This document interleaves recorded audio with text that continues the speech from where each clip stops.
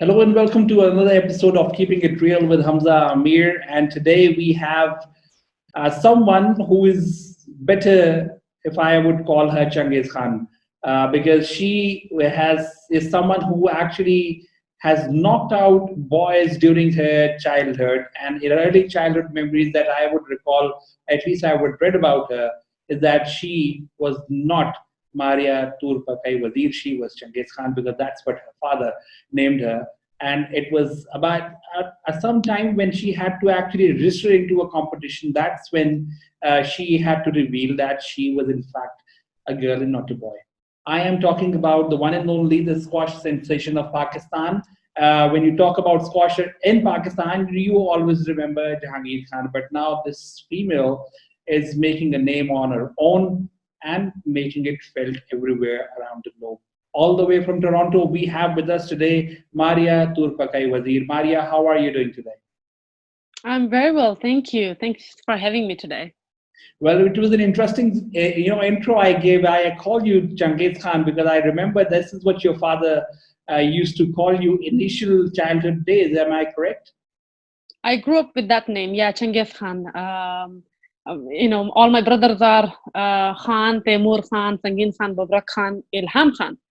So my dad gave me name Genghis Khan, the fifth son. The fifth son. Excellent. Tell me about yourself. How did you start initially from childhood, and especially coming from a place like Waziristan, a war hit area, and obviously over there for females, even going out of homes at times was a very serious issue. How did you, get yourself out of that, and what became the reason for you to get into squash? Well, sometimes I think I'm the chosen one. I'm the blessed one because my life is full of blessing. Everything happened in my life was like a miracle. At age 4.5, choosing to wear boyish clothes, having the same haircut, just so that I can play sports with boys outside, and did not want to be like girls out there because the girls were only staying home and helping their mothers with chores or taking care of their little siblings. So that is one thing. But other than that, having my father, my parents, so progressive mind, and they allowed me to be who I want to be or whatever I want to be. So that all that contributed into my success. And being only girl from Waziristan, from tribal areas, coming ending up in sports, you would hardly hear about any girl even like going to school or getting proper education or higher education, right? That's really hard for them because the culture is very is not about women that much. It's more about men is the asset, is the future. Girls are mostly when they reach their age 12 or at that teenage age, maybe they will go to there are some government schools where my mom was also a teacher in tribal areas, and at that time there were not too many girls, but my mom would take my older sister, just to encourage every other girl out there. And my mom would go travel from village to village to ask people to allow their daughters to the school. So she contributed a lot to these areas. My mom, my sister, my mom would write speeches for my sister about Kashmiri issue, child labor, human rights, women rights, and growing population or pollution. So she all those things encouraged many girls out there in that area. But at the same time, it was the girls would go to the school when they were young, but when they get older a little bit, they would get married. So that was the end of their lives and their freedom. So things would that it was that kind of situation. But my family, our home was more like university, college. My dad would call it like that. So my dad would buy these secondhand books from that would end up in our country from the West, and they would have a lot of pictures, a lot of explanation. So my dad would read those to us. There will be no light at night time. At that time we were in Miransha, North Waziristan. Right now there is an operation going on, Darbe Azad. So at that time we had a lot of. So my dad would learn himself, understand those books himself. It was easy to understand, and then he would teach us. And he would also make songs out of surahs, like in a very melodious way. He would teach surahs from Quran to us. So I would learn a lot that. Aisha, my older sister, was different. She was always a bookworm. So she would be always sitting by herself, studying. My dad, she never had friends because tribal areas, we were all those houses are isolated. The houses are the people are living in huge houses and very distant from each other. So our house was far away from a lot of people. It was in the mountains, and my dad, everything we had, my sister had, my dad was like our best friend. So he would teach us. And I was different than my sister. So I would just go out as a boy, as Genghis Khan with my brother. I had friends, play sports, what kind of sports? We will play marbles, we will fly kites, sometimes we would go hunting. So a lot of men, they would go for quail hunting, crane hunting. So we would all go for that. So that was a lot of fun. And there will be dog fighting. There will be like ceremonies like that. Or in the morning, there were one of the boys' school. It was called Tochi Public School in Miransha. So in the morning, I would just watch, and all those horses. Here you see we have buses, right?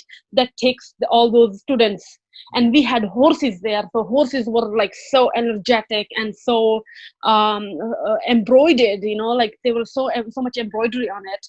On the horse carts, and all those kids, they had orange color uniform, and they would come to Tochi Public School, and in the morning it was like racing all those horses. So much fun to watch that. So, and also in the evening, men would play a volleyball match. So that's the thing. In Pakistan, we emphasize our government, or even Pakistan Army, we all emphasize on cricket, but cricket is, maybe it's for specific people, but not for everybody. Right? So in tribal areas, we have different talents. Our people are good with football, volleyball, those karate, those kind of, martial art, kind of boxing, those kind of sports. We are good in this.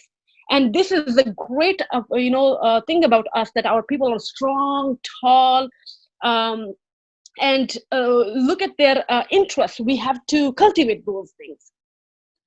Well, one thing that, initially you were Genghis Khan, as named by your father, because you used to go out and play in boys. Girls could not be able to do that. But you said that, the people from the mountains have a different kind of sport that they're expert in. Squash, might not be that sport coming out of the mountains.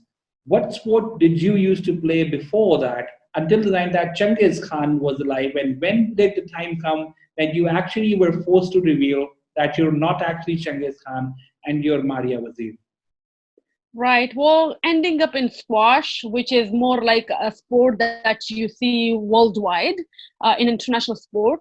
And it's the second biggest sport in Pakistan. We had many legends from, in the 90s and 80s.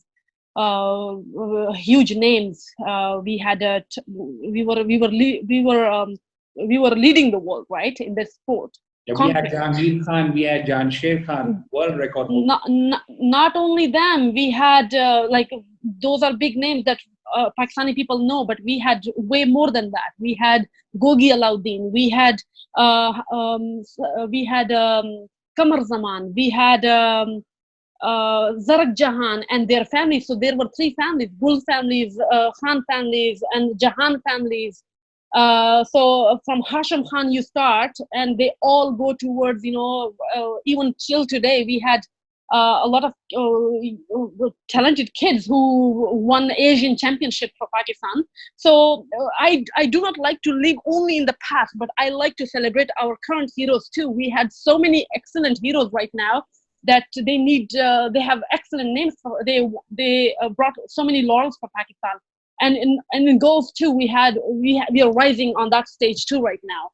So this is the sport that at that time I wasn't aware of anybody. I did not know about Genghis Khan. I did not know about Jamshid Khan. I'm a tribal person from Waziristan. We really don't know that much about sports. These sports, especially cricket or hockey or hockey is still a national sport. We love. We know that's why, because from Banu area, you see we have champions from there who participated in the international level for Pakistan. But when you look at the squash or cricket, that's not a lot of people in Waziristan tribal areas they would know. So miracle. I consider this miracle, or how I ended up in this sport. It was an accident, total accident, because my family,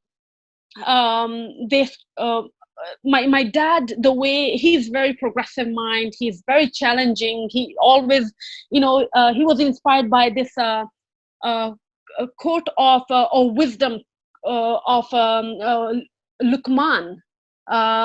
His name is in Quran. So Luqman, he was somebody asked him that, where did you learn wisdom from? And he said, I learned my wisdom from what you do. I always do opposite to it. So so my dad, a lot of people don't really encourage their daughters or put them in those kind of fields, but my dad, he believed that girls' daughters are equal as their sons, right? We are born from the same womb, so how can we be different? And being human, how can we differentiate? Because we are intelligent enough to understand that. So that's why my dad encouraged me, my sister. We had we have all the freedom to decide about our lives, whatever we want to do.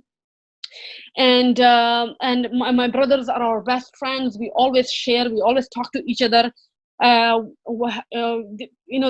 we have no privacy kind of thing. We are very open about asking each other and talking to each other. So those kind of things. And this is the beautiful friendship that we have. I think that's something, even if I'm living in Toronto today, 10,000 kilometers away from my family, I still so connected, and my family knows what I'm doing every minute. It's kind of thing. It's a beautiful thing. That is a beautiful thing. Tell me something. There was a time when I read your story, there was a time when you had to probably get enrolled into a school. That was when it was revealed that you're actually a girl and not a boy. You're actually Maria Toorpakai Wazir and not Genghis Khan. Is that correct?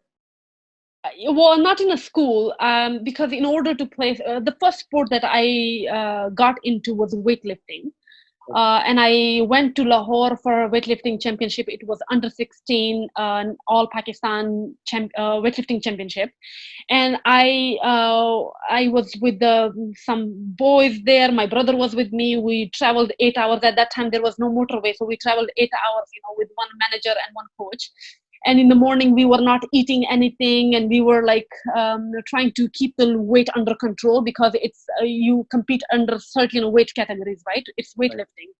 It's like bodybuilding, those kind of sports. Yeah. So I did compete in that, and I won that championship in my category. It was under 50 kilogram category. And nobody knew. But then after that, I got interested in squash. Everybody was talking about squash. I love their outfits, and Peshawar is really big about that, And at that time, we were living in Nawakali, which is the hub of that squash. All the champions were born there.